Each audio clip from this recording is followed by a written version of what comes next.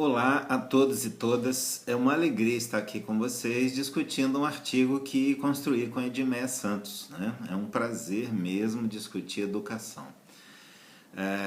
Faz tempo que estamos discutindo essa temática da interatividade, inclusive publiquei um livro a respeito disso e é uma alegria imensa retomar essa discussão. Eu acho que essa discussão não tem fim. Não é um mero modismo, né? A ideia da sala de aula interativa é uma luta infinita, porque a escola está há séculos envolvidas com o modelo da transmissão e a gente precisa criar alternativas a esse modelo. E a sala de aula interativa, com certeza, é uma alternativa. Qual é a novidade?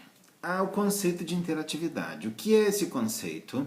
Ele vai exatamente dizer que a emissão e a recepção cocriam a mensagem, cocriam a própria comunicação. Por que esse conceito é importante? A clássica sala de aula, baseada na transmissão, ela está no paradigma da unidirecionalidade, né? Então, unidirecionalidade supõe o professor transmissor, o aluno sedentário espectador, assistindo à transmissão de conteúdos. Caberá a este aluno o quê? Reter aquelas informações e reapresentá-las em momentos pontuais de avaliações e de provas. Esse conceito de sala de aula está muito questionado, não é de hoje. Vygotsky, Paulo Freire, Anísio Teixeira e outros tantos teóricos internacionais, muitos outros, já questionaram este modelo. A gente precisa implementar a mudança dessa sala de aula. E como é que se faz essa mudança? Em primeiro lugar, pensando que você, professor, veio daquele modelo. Entretanto, você precisará fazer a revirada.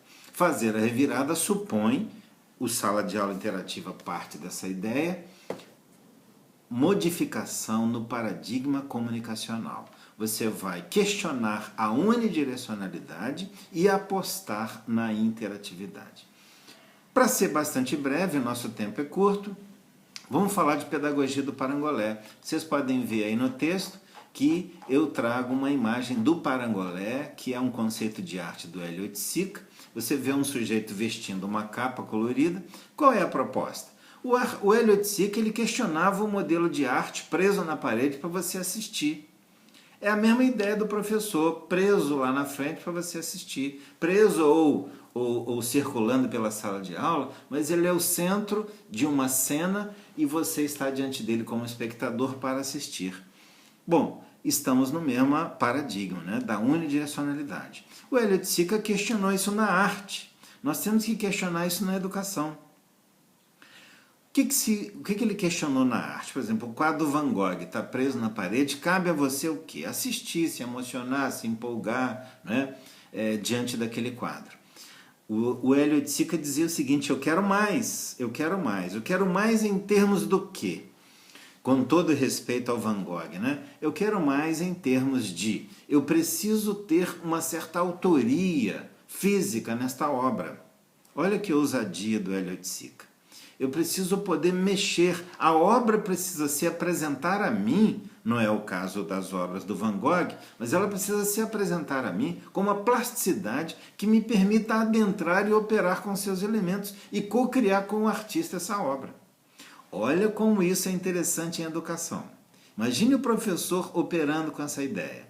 Então, o parangolé é exatamente isso, uma capa labiríntica que permite ao professor, que permite ao aluno operar com os elementos dessa capa. O professor é o proponente desse conjunto de elementos, como o Oiticica é o proponente dessa capa com um conjunto de dobras possíveis que vai exatamente permitir aquele usuário que está ali vestindo adentre a obra e opere com seus elementos. Traduzindo isso em miúdos, imagine uma sala de aula discutindo o tema escravidão. O professor traz uma série de elementos sobre o tema escravidão, abre esse leque, ou esta capa labiríntica, para o alunado adentrar e operar com os elementos. Que elementos são esses? Vídeos, textos, poemas, fatos da rua sobre discriminação, né? Histórias de vida de pessoas que estão ali na sala de aula, que um dia foram discriminadas, enfim. Traz essa questão, né?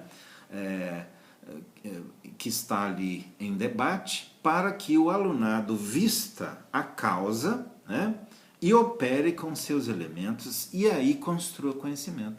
Isso tudo é diferente da velha sala de aula que faria o quê? Colocaria datas no quadro, colocaria nomes importantes a respeito da discussão sobre racismo no Brasil ou sobre escravidão no Brasil, colocaria esses nomes no quadro com algumas ideias ditadas para o aluno encher o caderno e prestar contas. É disso que nós estamos falando, dessa mudança necessária. O que está em pauta aqui? Um conceito de comunicação. Você tem uma sala de aula diferenciada que materializou um conjunto de elementos necessários para que se opere, né, uma comunicação de fato interativa, onde a emissão e a recepção cocriam o processo. É diferente da unidirecionalidade, onde o emissor tem a autoria e o espectador não tem autoria nenhuma. Ele é um espectador. Bom, então, seguindo lá, você vai ver várias sugestões que eu apresento aí mais para o final do texto, né? Participar interativamente supõe, né, da parte do professor propiciar oportunidades de múltiplas experimentações e múltiplas expressões. Então, o professor terá aqui oportunizar espaços de autorias, de experimentações, de expressões. Vocês podem ver aí pelo menos 5 sugestões de como realizar isso em sala de aula. Disponibilizar uma montagem de conexões em redes que permite múltiplas ocorrências, então é você permitir que os alunos tragam elementos novos, que apresentem perspectivas diferenciadas daquela que estava sendo colocada, que tragam dados de fora, né, pessoais, a respeito daquela temática que está sendo construída. Então você vai disponibilizar uma montagem de conexões contando com o alunado, que vai trazer, por sua vez, elementos que vão agregar valor aí ao debate. Olha a autoria dele já se expressando. Ele traz um elemento, isso ainda não é tudo, mas no momento que ele opera com este elemento, articulando com outros que os colegas trouxeram, olha ele aí já construindo conhecimento, se apresentando, se colocando, se autorizando. É isto, né? Provocar situações de inquietação criadora, é a terceira sugestão. Então você precisa criar situações que provoquem a criatividade, a autoria, autorizar o alunado a se posicionar, encorajar o alunado. Isso tudo é importantíssimo. Arquitetar coletivamente ou colaborativamente percursos hipertextuais. Aqui está o conceito de hipertexto, que é muito importante. Você tem um texto chapado linear sequencial, né, que geralmente os programas são assim nas escolas. Você quebrar um pouco isso, articular sua disciplina com matemática, com história, com física, né?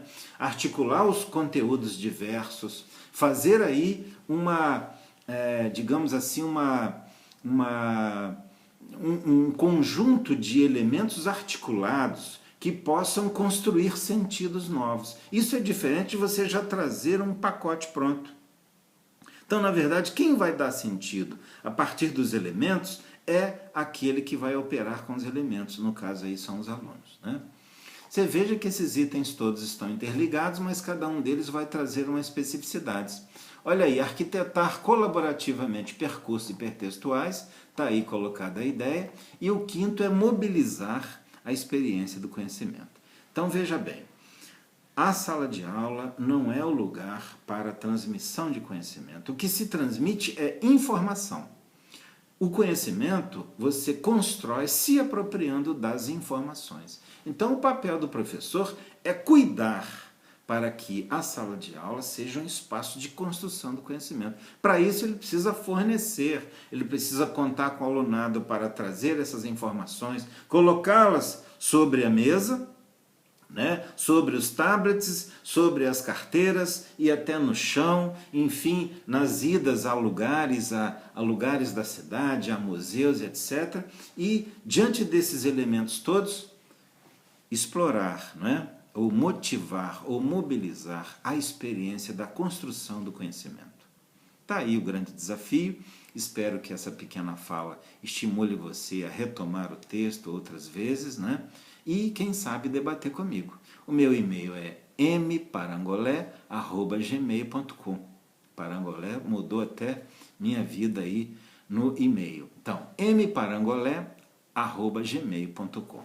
Seja bem-vindo, estamos com muita vontade de debater com você, eu e a professora Edmeia. Um forte abraço.